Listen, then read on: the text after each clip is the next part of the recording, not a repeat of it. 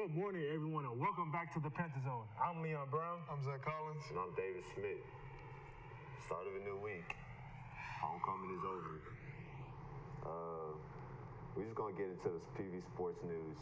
The women's volleyball team plays Southern tonight at 6 p.m. Make sure you guys go out and support. You know, we always got your back and everything you guys do, so good luck with that. We're just going to go right into the football game that happened. Man, it was definitely some exciting games this past weekend. As we want to first start off with our Prairie View Panthers as they faced the Alcorn State Braves. Yeah. Man, it was a close game, but we were short by 2 touchdowns. It looked like we had something going at first. Yeah. Throughout the whole game, we just couldn't get into a groove. That's basically what you would say in a sense. Like starting off a game and you start off the game with a turnover, a forced fumble on the first kickoff, you think like, oh, this game is not going to be close. Like, as far as me, I'm going to back up. So, like, I'm like, all right, I'm about to play the whole second half. And then we just couldn't get in the box series after series. We came out firing on offense. We just wasn't finishing. Right. And then as the game went on, we just slowly, like, turned back into what we've been playing like. And I think we're going on 9-10 quarters where we haven't scored an offensive touchdown. Yeah. That is really scary and eye-opening because you go from being an offense that has a 200-yard rusher 3 weeks in a row, an offense that scored 40 points, 60 points, and then now we can't even score a touchdown. That is eye-opening, to say the least. Our defense was playing phenomenal for the most part. We just kept putting them back on the field, which that's becoming a theme within this middle part of the season, that we have to get out of this rut that we're in as far as offensively right now, just because like we need to score. Like the objective of the game is to score a touchdown, and we haven't been doing that. Not at the rate we want to. We haven't been moving the ball like we want to, and that's becoming a huge problem that we have to fix. And this week we're going into just looking to turn everything around, honestly.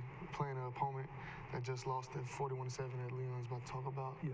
We're playing. You got to give Alcorn a little bit of props because their defense, they showed up. They did pretty good. They did what I kind of expected them to do. I kind of felt like it was going to be evenly match up across the board. Both defenses showed out. Definitely. I'm not taking nothing away from them. Their front seven is definitely good. They probably have the best front seven within the SWAC. But as far as like, actually, because it's a difference between, like I watched the game on the sideline and I just looked at the offensive line and tell them what to do. But I watched like the film today and it was plays, as we'll just look from an offensive line standpoint, it was stuff we were messing up on that no matter what they would do, it still falls on us, I feel like. And that's not even a cocky thing or like, that's just me having the belief within my teammates knowing that it was more on us than it was about them. And that's how I feel like we take it every time. And it's more on us because first off, everyone knows what we're capable of, but it's just potential right now. And potential in football can get you in trouble because if it's just potential, that means it hasn't came to fruition, and that means it's useless. And that's all we have right now is a bunch of potential. Well, we have 3 games left to use that potential, or else it'll be a wasted season. But we still have positives within the season. We went out, we'll have a winning record. We had 2 games at home. We still played Texas Southern, which is our biggest rival, I would say, outside of Grambling. So it's still positives to be made out this season. We just have to, once again, like I tell you every week, take it week by week. And I think that was our biggest issue, is once Grambling happened, it's about Atlanta. And that's everybody's focus is Atlanta. But this game, like you said, y'all got to take it game by game. And you got to get there first. And it felt like, once we beat Grambling, it was across anybody that represents Prairie View, they was like, oh, we're going here, we're going here. No, you have to take that race. Like it's a marathon, it's not a sprint. Right. So, Leon, what other HBCU games happened this week? Man, in other scores, we have Grambling. They faced off Arkansas Pine Bluff, which they was able to come away with a 45-38 victory. Also, Texas Southern faced Mississippi Valley State, and they came away with a 42-14 win. And then crossover to Southern versus Jackson State. Southern was able to pull off a 41-7 victory, which was a phenomenal win for Southern, as right now they're in the lead for the Southwestern Atlantic West Conference. So let me just do a little breaking down. He also didn't mention Magic City Classic. Alabama A&M beats Alabama State. So that cements Alcorn State as leading the East right now. And then Southern has a 1-game lead on everybody in the West. Southern still has to play Pine Bluff and Grambling. Of course, Grambling being the last game of the season. So if I'm gonna give y'all the outside looking in, like wishful thinking of us getting somewhere, still a possibility. It's mathematically possible. We done seen crazier things happen in this conference. It's still the eye-opening game was that Grambling and Pine Bluff went to overtime. Yeah. That was definitely something that caught my eye when I was looking at the scores this weekend.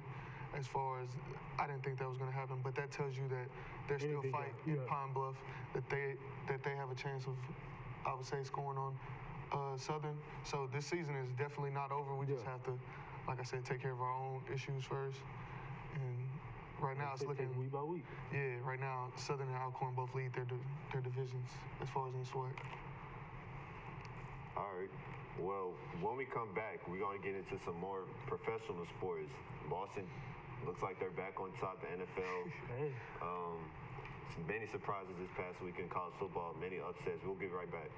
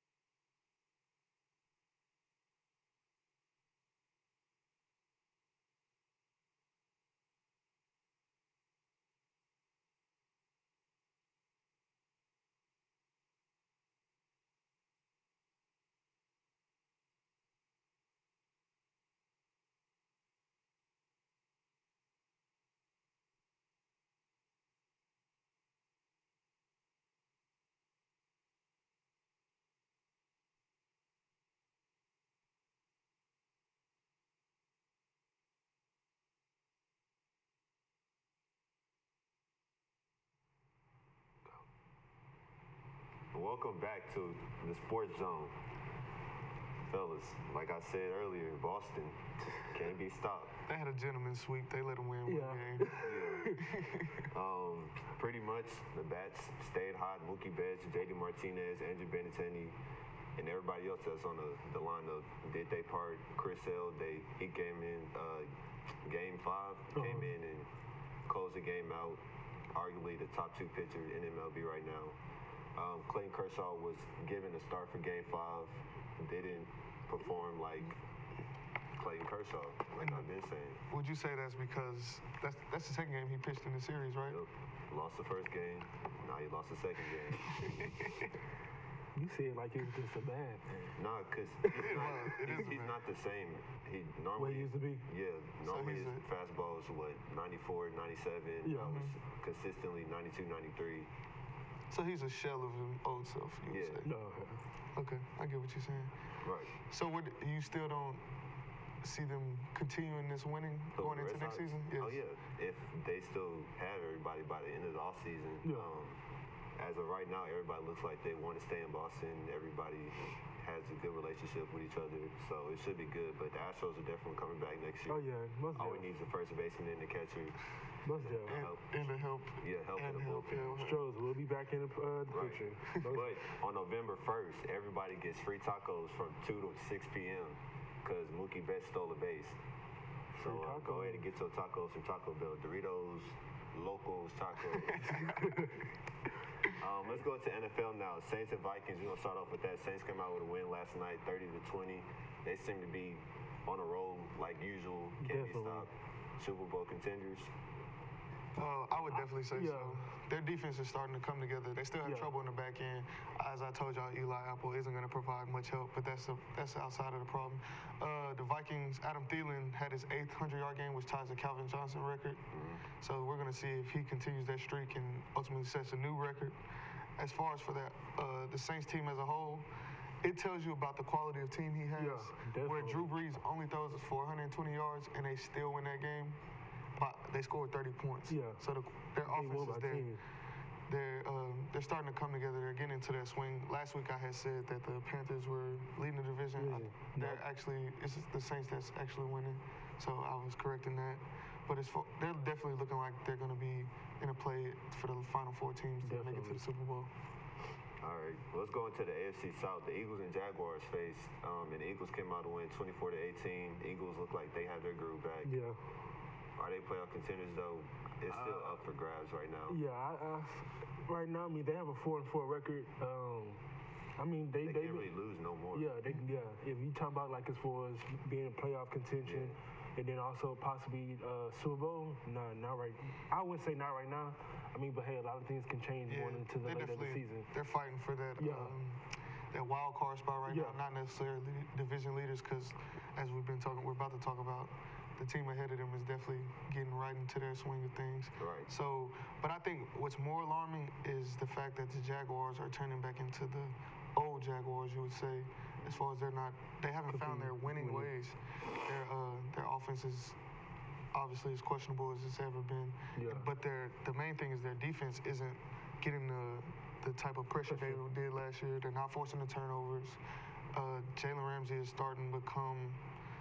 He's not the all-pro NFL cornerback that he's been playing. Trash talker.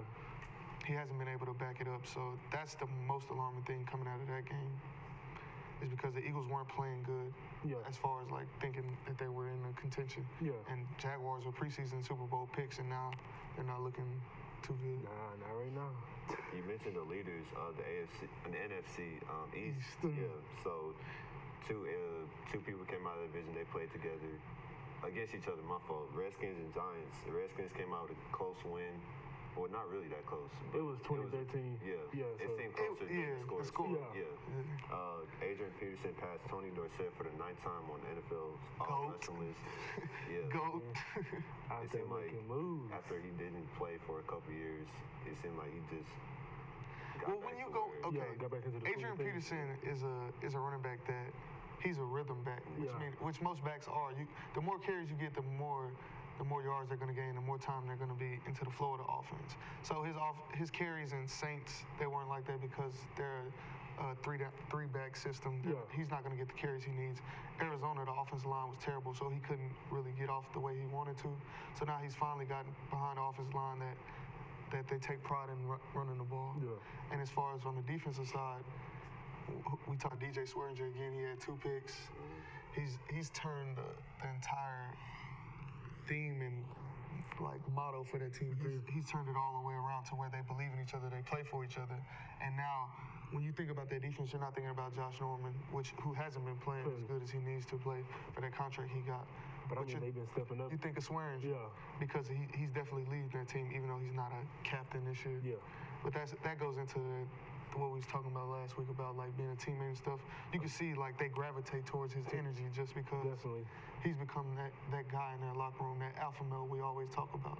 They finally found him in DJ Swearinger, and he's found a home in Washington, where he's done bounced around the league. He's been in Houston, he was in Arizona, and now he's made a home for himself in Washington. All right. The game of the week: Packers versus the Rams.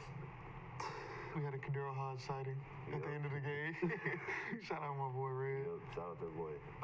Close game. Packers came off hot, and it seemed like the Rams couldn't get a groove. No. But obviously, being in Los Angeles, having a crowd behind you, a team like that and a coach like that. Yeah, you can pull away with a victory. Yeah, and that's exactly what they did. You can see that they are actually a team. Right. Yeah. All 3 phases of this game, they stepped up when they needed to. Offense scored. Defense had sacks at the end of the game in the series, and then special teams came in and made the play at the end of the game. So that's a total team victory. It shows you why they're 8-0, and you can see like why they are where they are. Yeah. Not only in the NFC, why they are in the NFL. They're a top team in the NFL. I just have do y'all feel like that they're going to go all the way undefeated? No. I said that last week. I don't know who they're going to lose to, but I just don't think in this climate they'll go undefeated. Do you? I feel like they got a chance. I mean, they've been, like you said, they've been playing on all 3 levels: offense, defense, and special teams. Everything's been clicking. I mean, there's possibility that they can go undefeated. I've never seen the team to go undefeated, but I mean, you wasn't alive when the Dolphins went in 7. Definitely wasn't alive. Definitely wasn't undefeated. They went 18-1. We count all 19 games. The but yeah, I think they have a chance. I thought they was going to lose to the Packers. Yeah, most I was, we had gotten to the locker room and it was like 13-0. Yeah. And we was like, oh, they're going to lose to Aaron Rodgers. Which, if they're going to lose to a team, you would think it'll be Aaron Rodgers, Tom Brady, one of those quarterbacks, Drew Brees, which, if I'm not mistaken, they're coming up on a key game that they have to look at. So Against who? it's not clicking right now. I'll let you know on Wednesday. But The as far, Saints. yes, that's what I was thinking about. They play the Saints. They play the Saints this coming Sunday. Yes. So that's a game that we're definitely looking forward to. And as far as seeing if they're actually legit. And also, don't forget they play the Chiefs as well. Right. So that's a game I definitely. Is it in Kansas City? Or It's in New Orleans. I don't know if it's in Kansas City. I'm not sure about the Saints game, but I think the Chiefs game is in LA, more likely. It might be in LA. Okay. So we got some games. Yeah. We got some deciding games.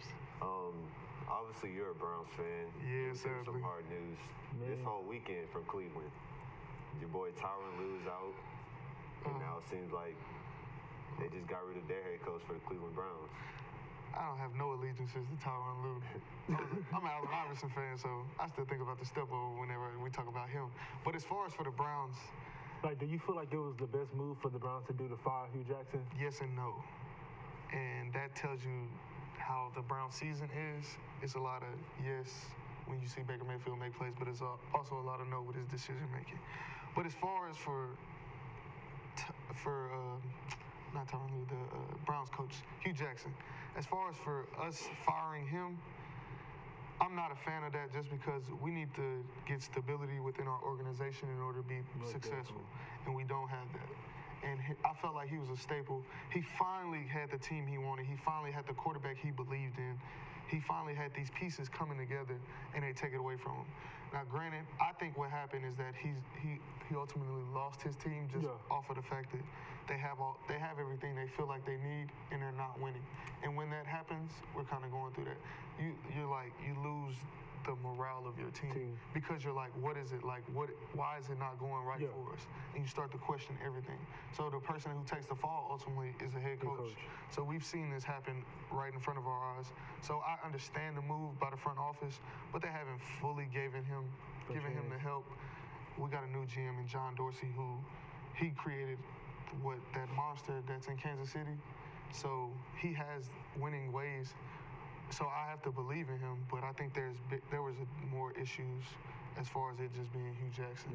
And I feel like there are coaches out there that had a long tender career of average teams.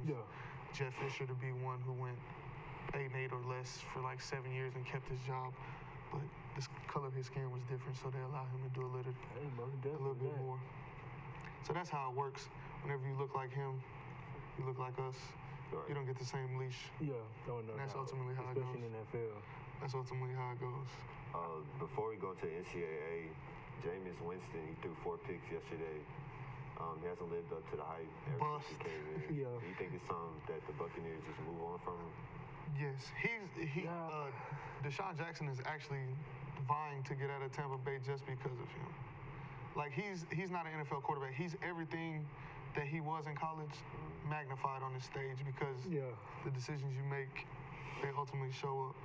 So he set out first 3-4 games, and he already has the most picks in the NFL, tied with Sam Darnold from New York Jets. Like that's a problem, a glaring issue. And he had an interception problem when he played at Florida State.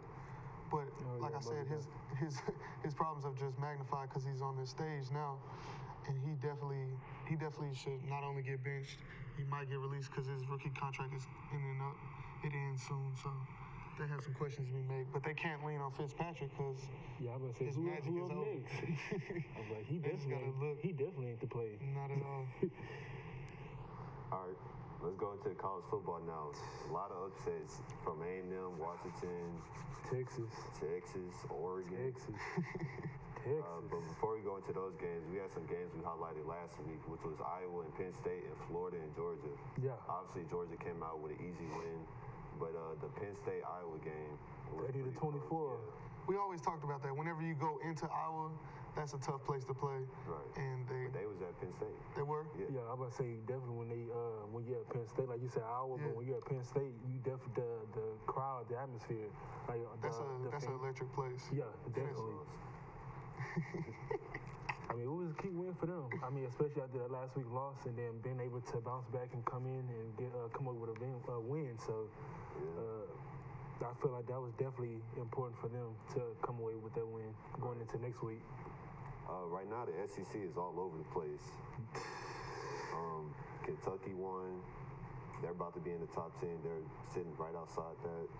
Mississippi State beat A&M 28-13 going into A&M. And A&M is in like the top 15, right? They was 23. 23? Yeah. Top 25. Right. So it's just, either way it goes, it's going to be 3 teams in the playoffs for the SEC. I'm pretty sure more It likely. wouldn't surprise me. Yeah. It's just who those 3 teams going to be. Right now, it's obviously Alabama. You can't forget LSU. I would say you can't LSU forget and Georgia. Okay, and then you gonna put Notre Dame in? No, not over Clemson. So why would you put? think Notre Dame could beat Clemson? I would take one of the SEC teams out because I mean, Notre they're Dame is ultimately number 3 right they're now. gonna take each other out. Yeah. They're gonna take each other out. I already So think Alabama plays LSU, and then probably Alabama play Georgia again. Yeah. So they'll ultimately take each other out. I think Oklahoma's gonna slide back in, but that's just me being a homer. I mean, it's a possibility they could. I mean, Texas slipped up and lost this week against Oklahoma State, which we I think. talked about it, and I told y'all Texas wasn't back, and y'all said y'all believed in them. I told you, it's fool's gold. I mean, the way I see it, that was a significant win after they beat Oklahoma. Then they came back and beat Baylor. Then they had a bye week, and then you come off. These are young kids. I understand that, but it's points in your season that you circle the calendar. They're gonna tell you that, like analysts say that you circle these games on, but teams really do circle games on their calendar, and they see these as must-win games. Yeah. So Oklahoma is a must-win game for that program in order to lead in the right direction. Tom Herman has them going in the correct direction, but they're not there yet, and that's what I was trying to get y'all to understand, that I didn't think they were fully there yet, just because everything lined up for them to beat Oklahoma. Kyler Murray had those 2 turnovers, things like that. But that doesn't happen every week, and I knew that they weren't where they wanted to be in order to be a top 4 team, which everybody is trying to be in the playoff. Yeah. So I knew they weren't there yet, and Oklahoma State just furthered that notion. I mean, they beat them by a field goal, so. Yeah. Oregon got blown out. Yeah, man. Blown out. It's the same thing. It's the opposite way though. Like they took the loss. They lost to Washington State last week. After that Washington State game, it's the program just starts to like kind of cave in. Like losses start to mount on top of each other. That's the thing about bad things. And once they get to stacking, it feels like you can't get it from under it, which I honestly feel like that's where we are right now.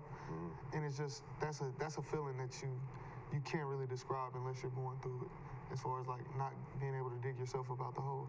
And that's really where Oregon is at right now with their program, just trying to find themselves. Yeah. But you keep like losing, and it's not like they're losing like close games. Like he said, they got blew out, and last week it was a game that they thought they were supposed to win. They didn't win. So once things like that happen to you, you start to get questions and doubt within your program. I mean, of course. When that's there, it's not a good combination. It's not a winning combination.